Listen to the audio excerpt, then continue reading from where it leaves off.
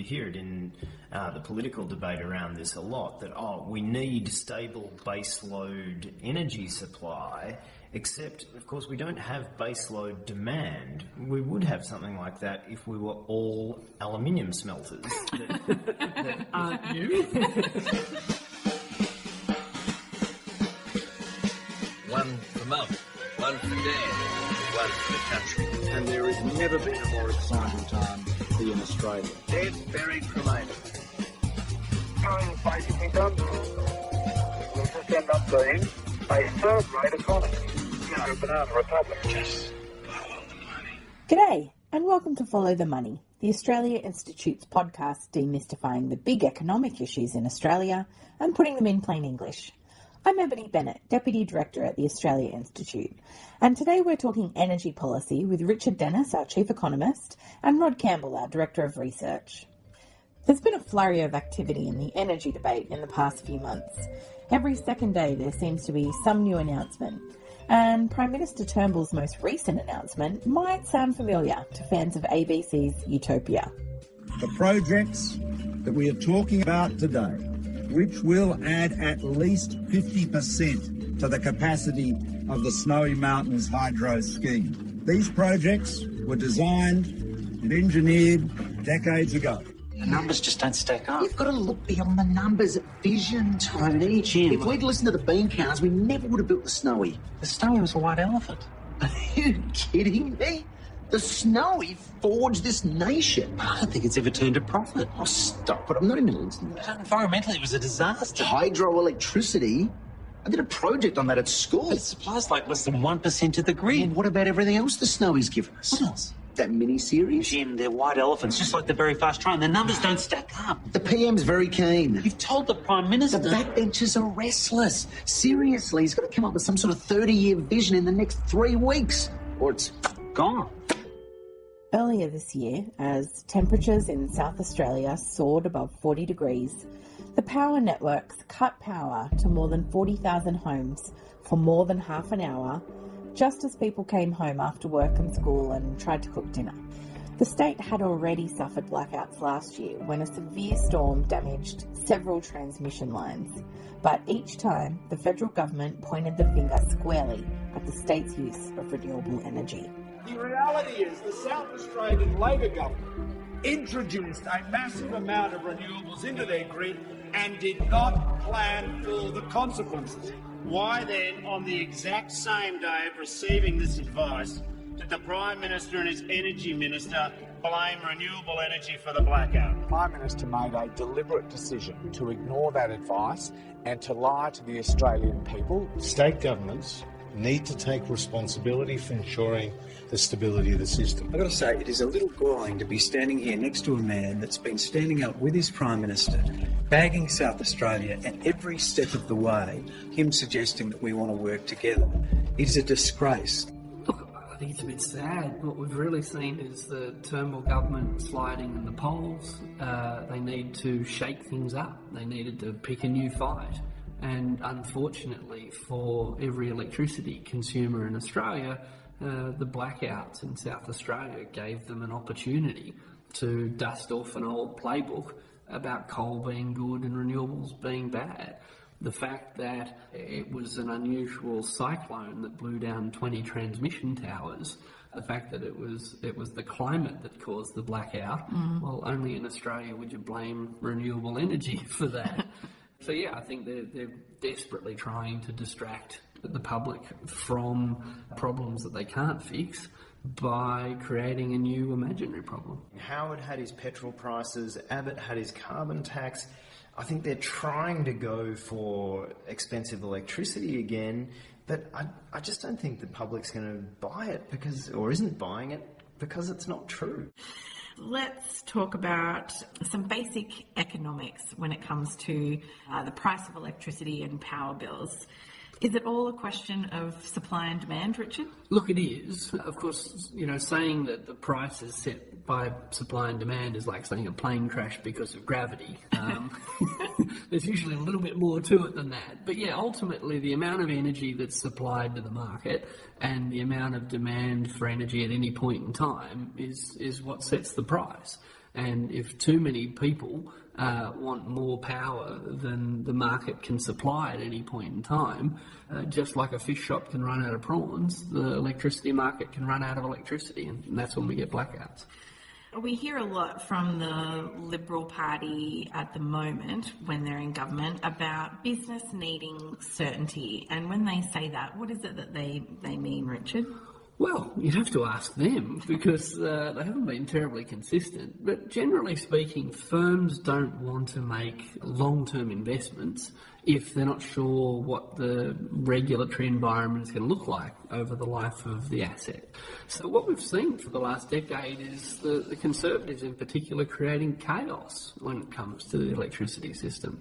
So after a lengthy consultation process, we finally introduced a very modest carbon price with very generous compensation, and that was ripped up a few years later. And since then, of course, we've seen direct action come in. We've seen the renewable energy target cut once by Tony Abbott, and now there's proposals to cut it again. If the electricity industry needs certainty, they're actually getting the exact opposite at the moment. What is the consequence of all that uncertainty been, Rod? How's investment and certainty in the energy industry going? Yeah, not so good. You had our former resource minister, Ian McFarland, a few years back saying that, with some certainty, that no one would build any more coal-fired power stations in Australia. And he had that certainty because he imagined that policy settings would be adopted to either price carbon or other kinds of action on climate change that would make coal-fired power stations bad investments. So Ian McFarland was very certain that no one would build coal-fired power stations a few years ago, and sure enough, nobody has. People were building renewable energy when we had steady renewable energy policy, and when we stopped having that under the Abbott government, well, investment fell off a cliff at a time when it was going in the other direction internationally. And creating jobs and growth. Yeah, there were both jobs and growth involved. That's why it had to be killed off. So if we do have certainty for industry and people are investing in putting additional renewable energy supply into the market, what happens to prices over the long term? Well, according to climate skeptic and Tony Abbott appointee to review the renewable energy target, Dick Warburton, pushes the electricity price down. No. I know. So yes, when Tony Abbott was Prime Minister, one of the first things he did was set up a new inquiry into the renewable energy target, and the modelling commissioned by Dick Warburton showed that the renewable energy target pushed prices down. It's not really controversial. When you increase the supply of electricity relative to the demand, then the price falls.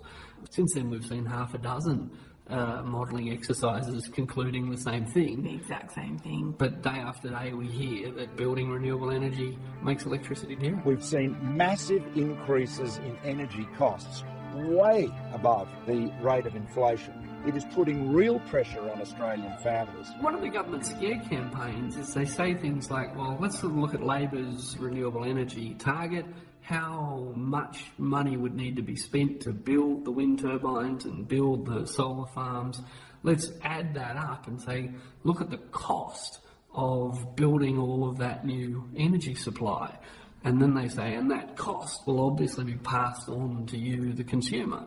Well, of course it will. But when a car company builds a big new factory, you've never heard someone say, oh, that new car factory is just going to drive up the price of cars because all of the cost of the factory will be passed on to consumers. Of course it will. But increasing the supply, again, relative to the demand, pushes the price down. It's a sleight of hand. What they're kind of pretending is if we don't spend money building new wind turbines, if we don't spend money on solar panels, then we'd save a lot of money and electricity would be cheap. But we've got growing population. We've got energy shortages on hot days. The last thing we want to do is not invest in new supply. And, of course, renewable energy is low emissions and cheap. Do we have baseload cars? Or are there peaks of car? Or? Well, certainly, that's a good analogy because they've got baseload taxis. And what that means is at 3 o'clock in the afternoon or on New Year's Eve, no one can find one. You know, the problem with the electricity market is we get these big peaks in demand for energy, mainly on hot afternoons when kids come home from school, the air conditioners are on and the factories are still open. So we get these big peaks in demand. And by definition, a base load power station can't increase output to meet that demand. So what we really need is to match the supply to those peak demands. Well, it's a real crisis. This is coal. Don't be afraid. Don't be scared. Unless we fix this very soon, then South Australia will be the state that businesses will not want to come to. Yeah, it's really a very misleading term, and you hear it in the political debate around this a lot, that, we need stable baseload energy supply, except, of course, we don't have baseload demand. We would have something like that if we were all aluminium smelters. Aren't you? Well, this isn't the great leap forward. Come round to mine. So everyone except for Richard, who doesn't own an aluminium smelter that needs a huge amount of electricity very, very steadily through the day and through the year and very secure. We don't demand electricity in base load. We demand it in enormous peaks on hot days and in some places in the country on very cold days. And so the real challenge is that meeting that demand with supply, and that's probably not going to come from enormous new baseload power stations. Richard, you were talking about the fact that we don't have a baseload problem, we've got a peak demand problem. Can you just explain what you mean by that? If you think about the amount of electricity consumed at any point in the day, it's not stable over time. At 4 o'clock in the morning, there's very little demand for electricity. People wake up in the morning, they start putting the toaster on, they start putting the television on, demand spikes. When factories and commercial buildings show up 9 to 5, we see demand go up again. As Rod said before, the aluminium smelters are just kind of belting out the same amount of demand all day, every day. But the real peaks that we get are on the very hot days when everyone turns their air conditioners on at the same time. So we have a very volatile demand for energy, and so much of making the grid work, the electricity system work, is matching that supply and demand all day long. Now, renewable energy has a lot of advantages for this. Solar pumps out a lot of electricity late in the afternoon. Yeah. When you combine that with battery storage, it gets even better. And of course, the government loves to talk about reliable baseload power stations. But of course, we've seen recently a whole bunch of gas and coal-fired power stations breaking down. All electricity generation has the potential to not be available exactly when you want it. And again, a good electricity market copes with that, doesn't complain about it. Not just breaking down, but not turning on. Yes. Just because they've decided not to, possibly because they've already sold their gas for the export market. So well, some of them apparently melted. So what? Where was that? Some of the gas-fired power stations, the componentry just couldn't cope with the temperature. Oh my goodness, are you kidding me? Yeah. And of course, historically we've seen enormous explosions and disruptions when gas pipelines and gas power stations have literally exploded. So again, all forms of energy have the potential to not be there exactly when you need them. The question is how we match supply to demand. They charge more to go to the movies on a Saturday night than they do on a Tuesday morning. Why? Because there's peak demand on Saturday night and everyone can't fit in, so they charge a higher price. Similarly, in Christmas time, the price of prawns goes through the roof because everyone knows you celebrate Christmas by eating prawns, and that's what Jesus wanted. But the problem is the prawns aren't in on it, so they keep breeding at a steady rate, a bit like a baseload power station. So baseload prawns? Base prawns. So big picture, all countries have to struggle with how do we match volatile demand to supply. But the idea that if we just build enough coal, everything will be okay. Well, if that's the case, why were there so many blackouts when I was growing up in the 1980s? We have to deliver energy security. Rule 1, keep the lights on. What are the things that are actually going wrong that we could fix that aren't necessarily building new demand? Well, we've got a system that works very well for the incumbents. The people who belt out the same amount of electricity all day, every day, love it when there's a big spike in demand because the price goes through the roof and they get to sell it for a really high price. Yeah. But if you were trying to design an efficient electricity market, you'd do everything you could to make those peaks disappear. We can easily remote switch everybody's air conditioner off for 10 or 15 minutes. You wouldn't even notice because air conditioners don't run permanently on a thermostat. We could remote switch pool filters. And you only have to do it for the 5 or 10 minutes during these moments of peak demand. The technology exists, and in other countries the rules exist, where big users of energy effectively say, look, if it's useful for me to switch some stuff off, let me know, pay me some money and I'll turn it off. Yeah. I'd love to get paid to not run my factory for 10 or 15 minutes. Some factories want reliable 24-hour continuous electricity. Others would happily receive a cash payment. If we wanted to modify demand, we could, but the incumbents don't want us to. Yeah, and it's worth noting that a proposal to pay big electricity users to switch off for 5 or 10 minutes, a proposal for exactly this is in front of the Australian Energy Market Commission at the moment. It was proposed by a smelter who wants to be able to be paid to do exactly that. And what would happen if you implemented this 5-minute rule? If factories had or smelters suddenly have the option of being paid substantial amounts of money to turn off for 5 or 10 minutes, they'd probably do it. And what would happen is that those big spikes in electricity demand, and therefore the big spikes in electricity price, suddenly wouldn't be there anymore. They'd be evened out. And the idea if a shadow passes over the sun and, solar energy falls for 5 minutes, it's okay. Someone shuts something down for 5 minutes. Yeah. We know how to do this. Talking about efficiency and having an efficient market, is that really how it operates? Yeah, no. One of the big things to happen in Australian energy in the last 10 years was our demand stopped growing. For quite a few years there, I think it was 4 or 5, each year we used less electricity than we did the year before. A big part of what caused that sudden decline in Australian energy demand were our energy efficiency standards. Governments had legislated energy efficiency requirements for appliances and buildings, and teams went around looking at things like municipal pools and their heating and talking about how they could do that more efficiently. Investment in energy efficiency has huge payoffs like that, and that was a big part of why we didn't see increasing demand for electricity, which led to one of the big early fights over the renewable energy target and was it still really at a real 23%, because our demand didn't grow as much. So yeah, old-fashioned energy efficiency and turning the light off can really pay off. We love wasting energy. Let me give you an example. The biggest use of electricity in Australian households is heating water. And the most common way to heat water is via an off-peak hot water system. Now, how do we heat that up? Well, first we dig up some coal, transport it to a coal-fired power station, burn the coal, use the heat from the coal to turn water into steam.